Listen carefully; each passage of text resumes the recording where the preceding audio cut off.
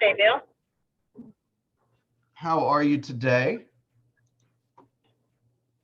Great. How is everybody? Okay. I want to make a couple of announcements today, but while we're waiting on everyone to file in, who wants to share some good news? Who's been meeting some people, having some fun? Who's surprised and delighted somebody recently? Who wants to share a quote? What's on your mind? I'll share, Bill. Please. I have two potential listings coming up this year. Love it. It's actually some family and that I haven't talked to in a long time, and I didn't even know that she stay on the same street as my grandmother on my backside. So that was really nice. And I Awesome. also pulled a CMA for someone, like real quick, for a refinance. And she asked for my address, and she actually sent me a card and a Starbucks card. And I was like, oh, this is really nice. Wait, you got a surprise and delight. I did. I was very shocked. Wait, so let's walk through that psychologically for a second. So you did what is just pretty much commonplace, not to say your behavior was commonplace, but you just worked, right? You just sent a CMA to somebody who asked for one, right? Right. And they sent And I you took it back like in 5 minutes. even better, right? So then they sent you back a Starbucks card for having done your job? Yeah, they sent me a thank you. They sent me a thank you card, just thanking me for sending them over the CMA really fast, and said they look forward to working with me in the future, or sending me some referrals. And they sent me like a $10 Starbucks card, and I was like, oh wow. Maybe this can be like the first instance of maybe we can like figure out a way. So instead of the expectation being that the agent gives a client gift or a closing gift to the consumer, maybe we can change that and flip the whole thing. And the consumer gives the closing gift to the agent. What do you guys think about that? Right. Great job. Great job. Doesn't that make you feel good?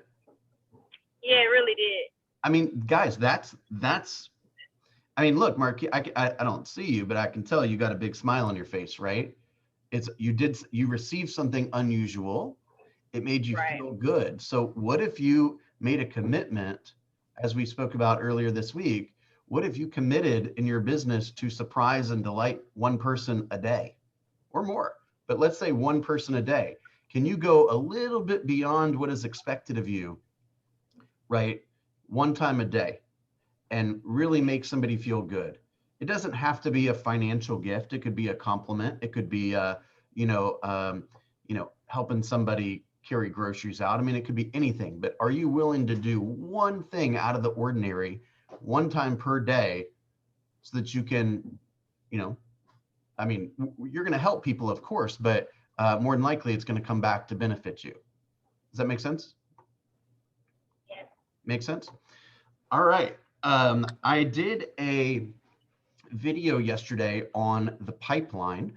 I will upload that today and put that into the chat. So just as a quick reminder, what I would love for everyone to have is a visual pipeline representation of the people that you are in relationship with right now who intend on buying a home or selling a home in the next 12 months. The size of that pipeline should be a minimum of 3 times the number of sales that you want to have in the next 12 months. Okay, we used this here yesterday as kind of an illustration of how simple it could be, which is you have, I had 4 different ranks, the 10s, the 9s, the 8s, and the 7s. And basically this is a living document, and throughout the day, you're moving people, you're adding people onto the pipeline, perhaps you're taking people off of the pipeline. You are moving people from 7s to 10s and 10s to 7s. And this is a constant reminder of the people that you are closest to being compensated to help, okay? If you don't have enough people on that list, you are probably not going to hit your financial goals. So with that stated, I'd like to announce, Candace, are we ready to do this? Yes. Okay. All right, I'm going to announce the stats, and I apologize for doing this on the 4th of the month, but Actually, I don't really have a good excuse. We were just trying to make sure that it was done properly. Okay. So one thing that we'd like to do is we're going to have 3 different contests in the month of June. Okay. And they're going to be representative of kind of the 3 different segments of this group. The launch group, which is those that are kind of getting their feet wet and getting started and working their way towards certainly that first deal and up towards the 3rd deal. So launch. Growth is 4 to 11 units. So you pretty much have figured out how to do a buyer brokerage agreement, for example, but maybe you're refining your presentations, you're practicing, you're getting your confidence, you're learning the market better, that kind of stuff. And then PC2. So here's what we'll do, and I'll send this out in an email as well. Those in launch, and I'm not ready to state what the what do you call it, the prize will be, but it'll be worth it, trust me. Okay, so launch. It's going to be super simple. How many people are you adding to your pipeline? That's the only thing I want to measure right now. Okay. If we can focus on that, we will knock out contacts. We will knock out appointments set. We will knock out appointments held. We will knock out listings taken. Okay. It's all about the data. Oh, and of course, adding people to the database. I want to focus exclusively on finding people that want to transact business in the next 12 months. If you focus on that, all the other numbers will be impressive. Okay. So the person that adds the most people to their pipeline in the month of June, recording it, will receive a prize for that. Growth, we're going to do something kind of similar, but we're going to ask you to add, we're going to add one extra thing. We're going to be monitoring the number of people that you add to your pipeline. We're going to give you 10 extra points when you send us a finalized GPS, and 20 extra points when you send us a finalized 411. Okay, that person will receive an award too. And then for PC2, and I'll review this with them personally, is listings taken. Buyer listings taken or seller listings taken. We're going to combine that, and the winner will receive a prize there. Any thoughts, questions, complaints, feedback? Is anyone excited about this? Okay, beautiful. Beautiful. All right, let's talk about bold for a second. Who is going to bold? Who is committed to going to bold? Don't be afraid to take yourself off of mute and share your excitement with us. I am. Yes? I am, Ryan. Beautiful, Ryan. Thank you. This is, I'm, good job. You know, there's many people, quite honestly, that will tell you, oh, you're new, don't do bold. I got to tell you, I don't really agree with that. I think you can't get too much training. Bold is just, it's not another chore. It's not another thing to do. It is truly has the opportunity to be a life altering experience and a business altering experience. So I applaud you for making that commitment. I talked to some agents they said that, because I was questioning it, can I do this? I haven't even sold a home yet. And they said, no, actually they said, I wish I had taken bold from the very beginning, because it will make you learn how to do everything the right way. And it'll be tough and it'll be intense, but it'll be a great way to really help get you going and get you focused on the right things and doing the right things. So I said, okay, I'm going to do it.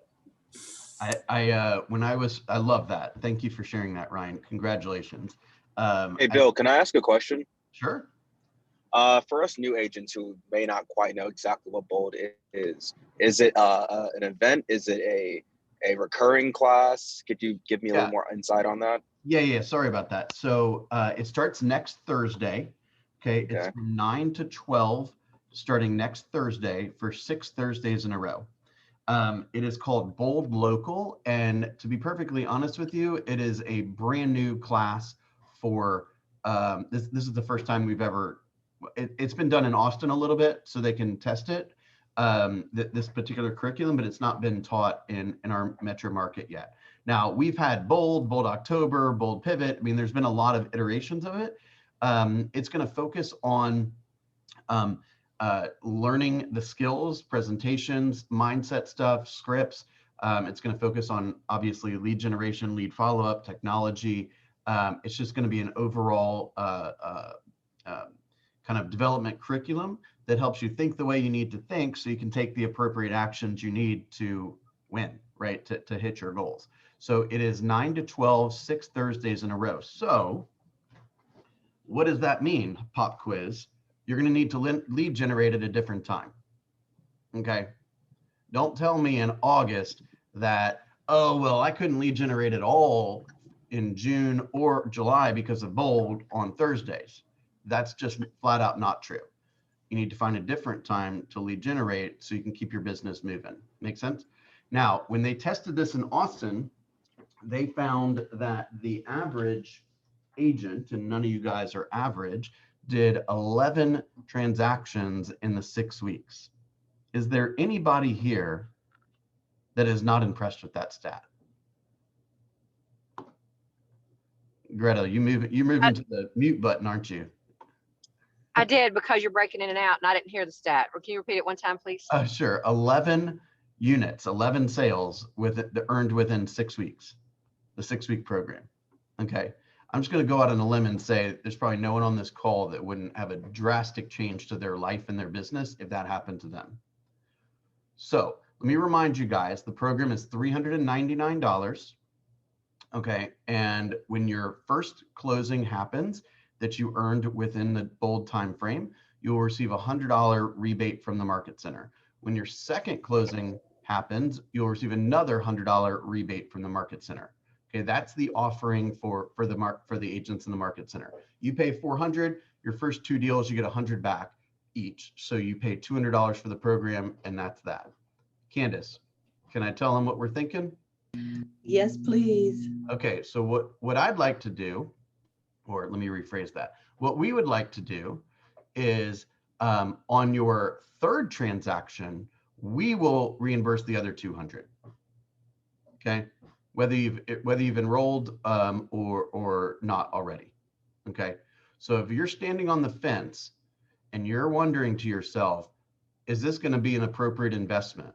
First of all, I want you to think of it as an investment, not an expense. Okay, it is an investment. Now, is there anybody that would not trade $400 for, let's just say you're half as good as the average agent, right? So you're going to have, let's say, 5 units that sell, and you're going to make 10 grand or so per. So is there anyone that would not take, if I said, hey, give me $400 today, and in 6 weeks, I will pay you back 50 grand. Is there anybody that would not take that? It's a pretty good investment, right? So what happens if you just bet on yourself and in 6 weeks you had at least 3 deals and it was free? Okay, so let me state that one more time. Your first transaction would be after Bold, or that you earned within Bold, $100 come back credit from the Market Center. Second transaction, $100 credit from the Market Center. Third transaction, $200 credit from us. We'll just take it off of the next check, or off that third sale. You'll pay us $200 less than you would have. Is that fair? Okay, so yeah, we don't talk about that.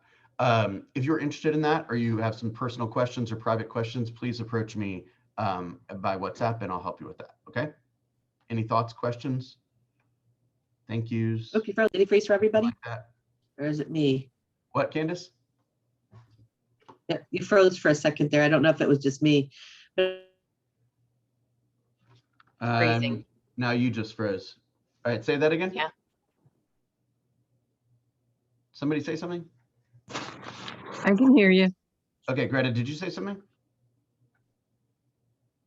It's just going in and out. Like, Yeah, sorry it's about bad that. this morning. Internet's Not sure rough. what that is. Okay, all right. Anyone else want to share any news, any thoughts? I just wanted any to say,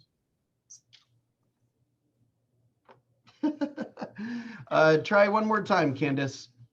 You're on mute too. I just got a message saying my internet's unstable. Sorry about that. I just said what this means is that not only does the Market Center believe in you, but we believe in you too, and know that when you take this class, you're just going to soar. So take advantage of it. It's a great thing, and don't be afraid of being new. But if you do take it, just know it's a commitment. Yeah, exactly. This is guys, you're betting on yourself. You're investing in yourself. Okay. Okay, speaking of which, I want to walk you guys through some of the financials. In some of our feedback and questioning, we have actually, let me check these. Okay, I'm going. Man, this is awesome. Okay. One of the questions that we have gotten, or kind of one of the, hey, I didn't realize that question, things that we got from a few of you guys, is just a kind of a little bit of a lack of understanding about how the commission checks are split up and how budgeting takes place. So I just wanted to take a moment to make sure everyone is clear on what they can expect when they're compensated. Okay, so let's just take a round number here. You sell a home, and at the closing table, Keller Williams Realty Consultants gets a check for $10,000.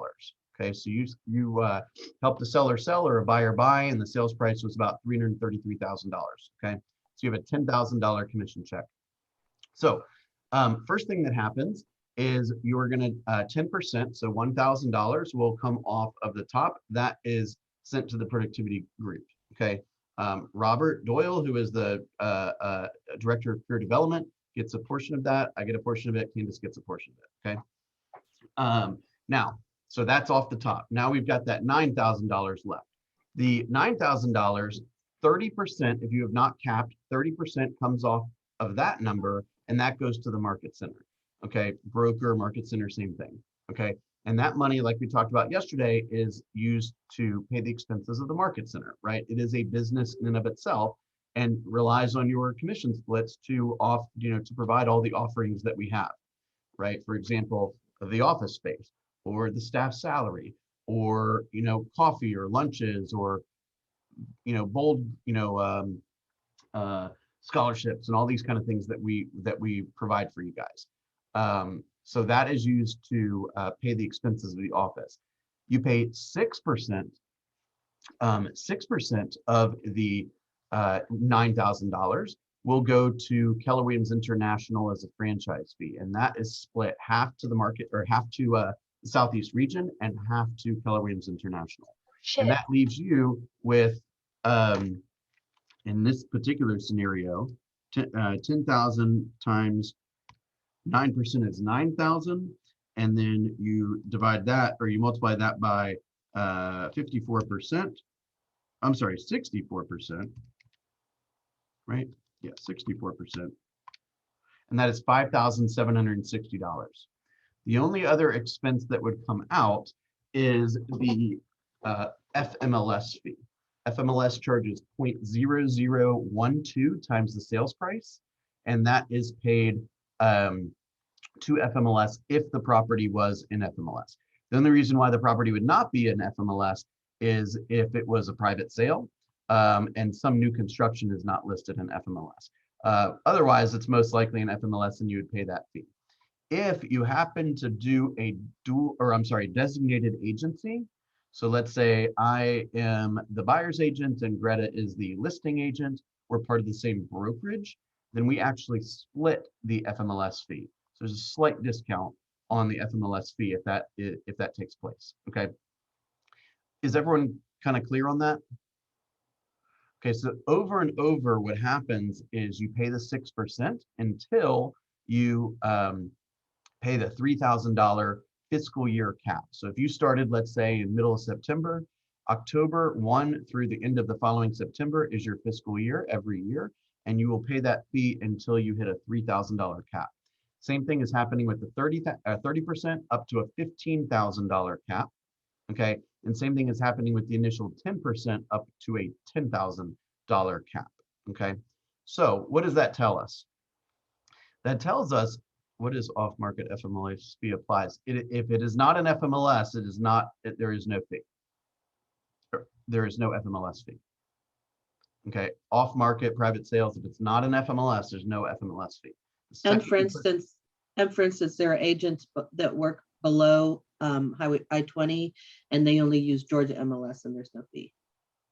That would also be the case. Because FMLS they charge per transaction. There are some brokerages that do not require that their agents publish the homes in FMLS. Oftentimes, you see that more on the south side of town, which is a whole different problem altogether, right? are you actually maximizing the exposure for your seller? I think I could provide a pretty good argument that says that is not the case. Okay. That's a different topic altogether. If the home is not listed in FMLS, there is no FMLS fee required. There is no cap on FMLS fee. You're going to pay that for all the transactions that you have, unfortunately. It is what it is. As Dustin commented in the team meeting the other day, remember, not there are many countries that have no MLS at all, right? So if you get a buyer and they say, hey, I want this type of property, you got to go find it, right? There's no MLS, right? You got to deal with all that on your own. So you guys don't know how lucky you got it right now. Okay. The other thing that what this means is basically, let's just assume you get a 3% commission. You are going to cap at about $1.7 million worth of sales volume. It's actually a hair short of 1.7 million. Okay. So I'm sure there's exceptions to this. With commission splits and that kind of stuff, or commission percentages, but typically speaking, from 0 to 1.7, looked in reports and commands, I'm not sure how to view my status. I'll come back to that. So from 0 to, let's say, 1.7, you're going to pay the 10%, the 30%, the 6%, and the FMLS fee. Okay, once you pay the 15 and the 3, you're no longer paying the 30, you're no longer paying the 6 until your fiscal year starts again. Okay, and the $10,000 commitment to productivity coaching would cap it in the neighborhood of around $100,000 GCI. Okay. Corey, what is your question? How can we see where our numbers are? Oh, you're saying how much you've paid into the market center. Is that what you're saying? Yeah, just so we can know like where we are with on our way to capping and all that. Yeah, I don't believe there's a report for that. I might be wrong, but can I give you a real blunt response to that? No. Can I give anyone up? Can I answer Corey's Sure. question to anyone other than Corey? Of course. Of all the times that I've ever asked for if I can give a blunt response, sometimes I don't really wait to hear the answer, but no one's ever told me no. Damn, that hurt. Okay, so anyway, that's your money. You got to be tracking that stuff, right? Have a little spreadsheet that says, hey, gross commission was this. This is what I paid to PC. This is what I paid to the office. This is what I paid to international, right? The tax man is going to want to see that stuff, right? And this class is about to be about budgeting, right? So we got to manage our money. We got to know what's happening. Well, yeah, I get that totally. But, I can't imagine that there's not a sophistication or part of the, what's being tracked in command, that we can't pull something to see where we are, that every individual agent has to do that on their own. There's got to be something else, from the market center. I just don't, I'm not 100% sure where to find it. I think there is. I think that's a Leanza or Sam question. Yeah. If you go to, I'm pretty sure there is. Let me just take a look at one place where I think it might be. Hey, Bill. Yes, ma'am. One other point. You walk away with the $5,700, but we need to be aware that we're being taxed on 9,000 of that 10,000. You're being taxed on everything that you earned outside of PC, is my understanding. But Am I correct or incorrect on that? But the cap, the cap and the royalty are tax deductible. Yes. I don't think that's true, actually. I'm going to ask Aaron about that. I don't think that's true because I never receive a check for 9,000. I receive a check for 5,700. And the 1099 reflects what you receive. That's not right. The gross. Right. So everything above the line, so to speak, like what you pay PC, what you pay, because that wouldn't make sense, because if you pay me 10%, then I have to pay taxes on that. You wouldn't pay taxes on that. Right. So that makes I don't think that's true. I'll double check with Aaron, but I don't think that's true. So basically everything Okay. above the line.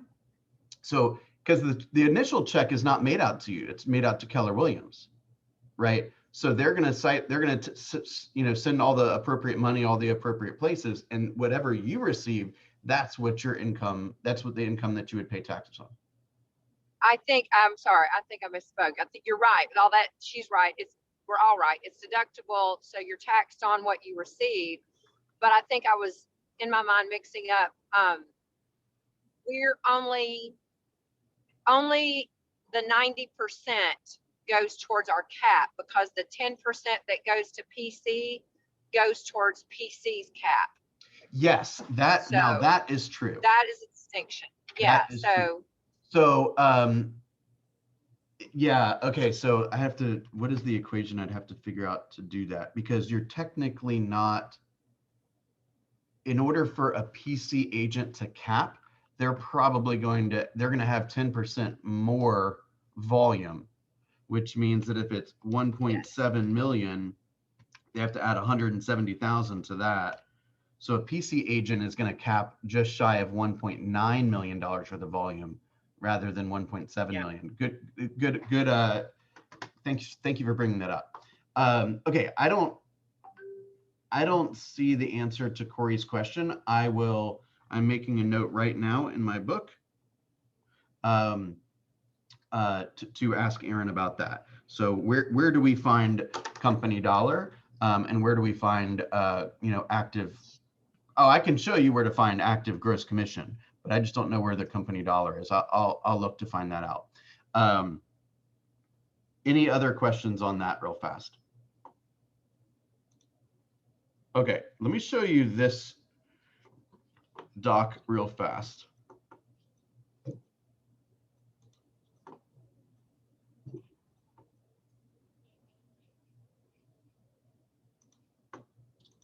Ah, geez.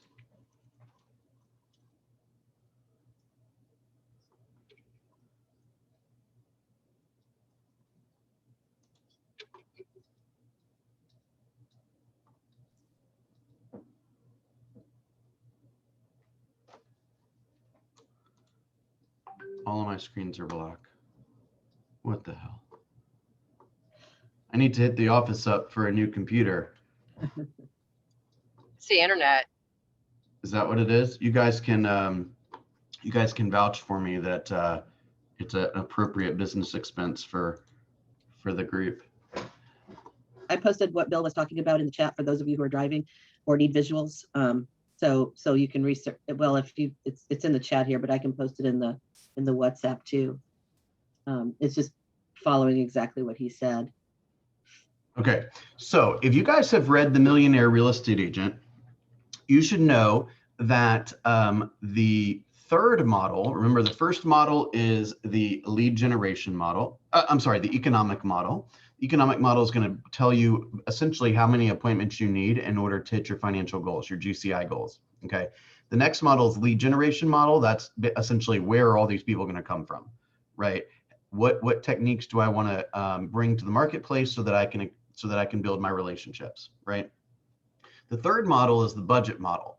That's saying basically, hey, this is starting to look like a little bit like a business. We got a bunch of money coming in, and we got a bunch of money that is leaving, right? And we want to make sure that our business is being run according to best practices. Okay, so these are not, these are just best practices. This is not necessarily the only way to do it. Okay, do you guys see, if you look at the new MREA 2 pages that I've done with many of you guys, you will do these with Candace if you are in launch, if you earn the right for a one-on-one appointment, which by the way is very, very lenient, a set of very lenient asks. And then you get 15 minutes with Candace each week, and you will go through this specifically. And if you're in growth or PC2, we're spending time executing on this stuff too.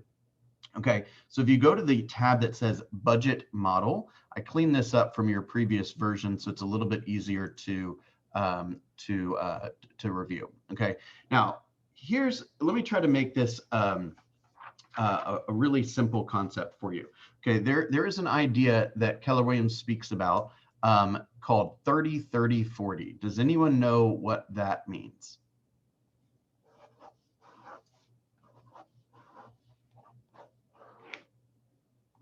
Does anyone know what that means? 30-30-40. Okay. What that means, guys. Greta, did you want to say something? No, I was trying to mute myself, but I know it adds up to 100, so I'm sure it has to do with percentages. Good, very good. Okay, so does anybody, for those that have run a business before or are familiar with businesses, does anyone know what a typical profit margin is for a business? Anybody? So I'll tell you, a typical profit margin for a Mahir, you were in the restaurant business before. What's a typical profit margin for a restaurant? About 15%. 15%. Maybe the people I spoke to weren't running that great of a restaurant. The numbers that I was thinking were more like 7 or 8%. 15%. Well, you're a smart guy. You're doubly as smart as most people. So good job on that. 15%, you all. That is based on the controllables, right? So your expenses, you got to control the expenses. That's right. And then you get to 50%. You don't control your expense, you might be at 7 or 8%. Okay, there you go. So 7 or 8%. Okay. I'm friendly with a guy who owns a handyman company, and his profit margins are 10%. Initial profit margins are 10% forecasted, and with all of the extra, like, give me a discount, blah, blah, blah, he has to deal with, it's now below 10%, right? So we have a profit margin, according to best practices, of 40%. Okay, here's what this is. 30% is cost of sale, 30% is operating expenses, 40% is profit. Okay, so let's just do a quick little breakdown on what these two things are. Cost of sale, here's how I want you guys to think about cost of sale. Cost of sale is essentially all fees that your business has to pay because there was a sale. Okay, if there was no sale, it's not a cost of sale. So here's an example. You hire a professional photographer to take pictures of your new listing. That is an expense. That is not a cost of sale. Okay, again, cost of sale, expenses.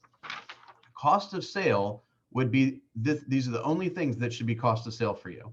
The KW cap, the KW royalty fee, PC coaching, not all coaching, PC coaching because you only pay where there's a sale, that would be considered a cost of sale, and FMLS fees. The only other things that you should count are, let me think about this for a second, outgoing referrals, okay? And the other cost of sale would be if you pay a buyer's agent, because you would take credit for the full GCI, and then you would pay out 50% cost of sale on that transaction, assuming that was a split, to the agent. Okay, so all of the charges that you're incurring as a business owner for the fact that there was a sale that took place, that's cost of sale. Okay, so what we did here is we took this is one of our agents' sheets here. They've got a goal of $293,000 in GCI. Okay, they're going to pay $15,000 in company dollar, $3,000 in royalty, 10 in PC, 11 and change in FMLS. That's a total of $39,000. Okay, that's 13.5%. When you start paying buyer's agents is when this is going to get closer to 30%. If you're a solo agent, it shouldn't be anywhere near 30%. It's probably going to be more like 10 to 15% like you see here.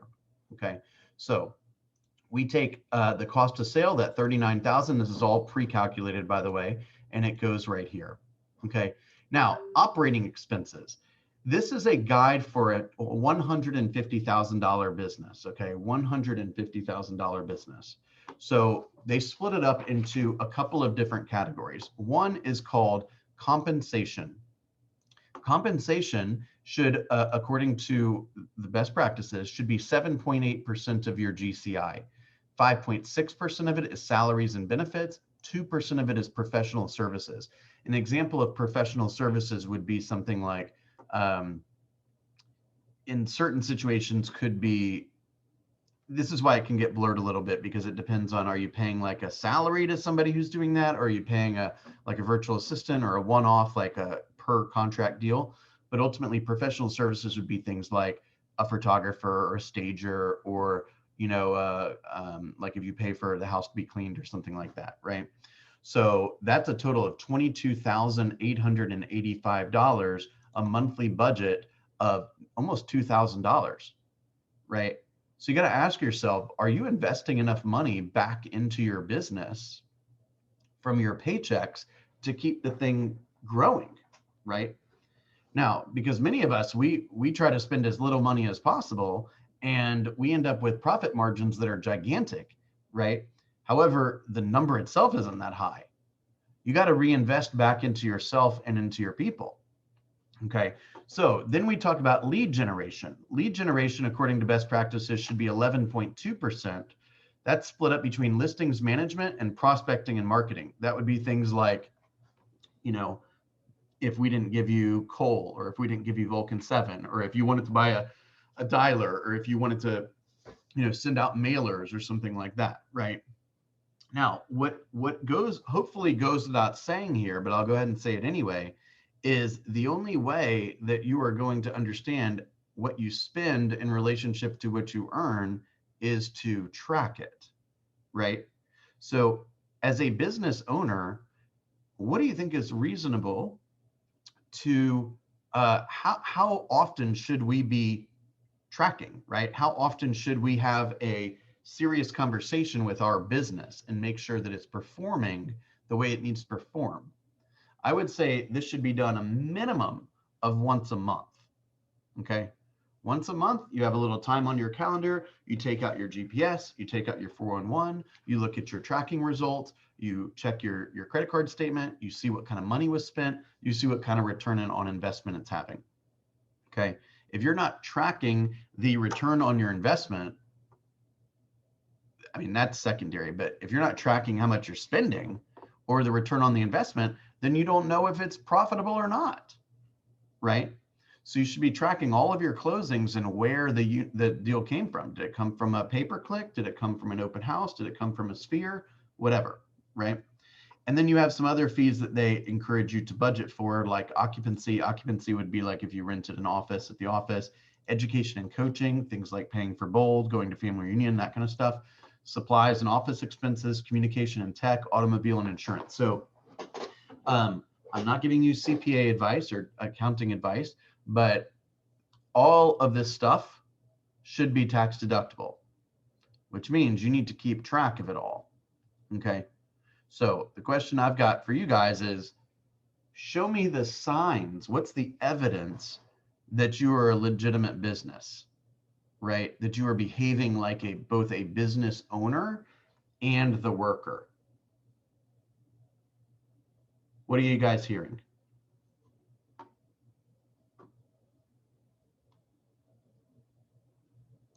Now, according to these budgets, if I'm making $150,000 a year, I'm spending,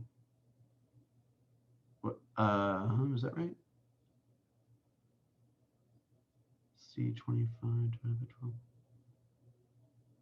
Yeah, I'm spending $7,000 a month to operate my business, right? So we're talking, these are big numbers here. Does that make sense? What ahas have we seen here? In this example, by the way, your budget is 29 point, your operating expenses are 29.1%, giving you a net profit of 57.5%. Y'all, that's unheard of in business. You guys know how lucky you are? Does that make sense? What are you hearing? What are you hearing? I'm hearing that we are a business and we should behave like a business, treat it like a business, not like employees. That's right. That's right. You have an extra response. If you come from a like an employee type job, all this stuff was handled by the staff accountants or whatever, right? And by the marketing team and by the tax team. You are all those roles right now. right? And so a business owner ought to be constantly learning, constantly learning. Hey, what are the best people across the country doing with respect to, marketing and prospecting these days? What's the percentage of expenses to their GCI? Like if I were to go up to somebody and say, hey, what's your profit margin?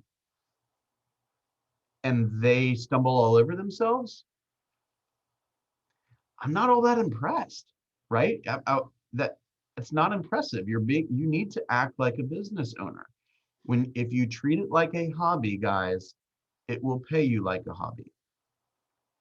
If you come to work every day and you sit at your workstation and you're looking at your pipeline and you're doing the stuff on your 411 and you're taking accounting of all the money that you're spending or not spending, you will have incredible results. Okay. But if you treat it like a hobby, it's going to pay you like a hobby. Okay. Any thoughts, feedback, questions?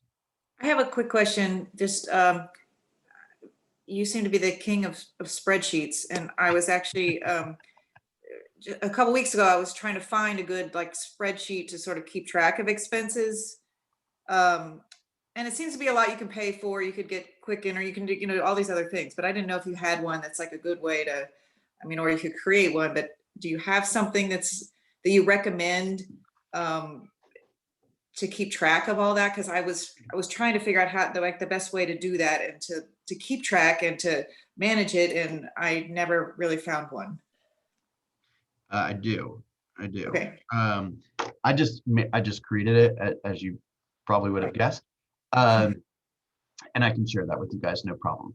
Okay. And then you can customize it, right? So if there's things that you do that, maybe aren't on my sheet, or you classify one expense a different way, that's all fine. It's just a matter of keeping track of it. So I also recommend, while I'm thinking about it, you guys need to make sure you're keeping your money separate too, right? Your business needs to be able to survive on its own, ideally, right? Maybe at the very beginning, your money's a little mixed, but you don't want to commingle your personal money with your business.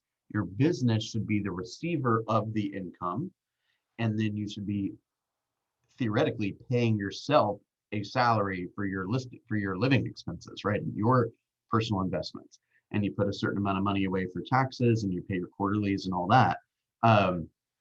But you want to make sure that you are tracking every dollar as it's coming in and leaving. Great question, Ryan. I will post a version of, basically it's all this stuff and then broken down month by month. So what did I do in January? What did I do in February? And it forces you to essentially claim, if you will, or announce, if you will, what were my expenditures and what were my results, and what is my profit margin for each month, right? So yeah, you can pay a CPA to do some of this stuff for you. And I do pay a CPA to do it, the stuff at the end. But month by month, I would just do it myself. And then we've been working together long enough, and he's familiar with MREA, and he knows these categories, and I basically just drop it on his desk and say, you go deal with this. That's your job. I put you through the ringer to interview you and hire you. I trust you. Here's my shoebox. You go make it pretty. I'm going selling houses. Make sense? Okay, any other thoughts or questions? Okay, Candace, what's your topic today on Launch Mastermind? Building habits to success. Building habits to success. I think that would be a great class to attend, if I don't say so myself. Okay. And it's something we all continually work on, but at least knowing the habits, that's crucial. So I hope I see you all in the Launch Mastermind at noon today. Cool. My room. Right. Thank you. That's in Candace's room at 12. And then from 11 to 12 is the tech and social media class with Sam Jackson. And I'll post the link here shortly on that. It is in the newsletter, or I'm sorry, the weekly email. Don't forget about our contest, guys. And catch up on any reporting if you happen to be behind. Have an awesome day. Thank you both. Bye.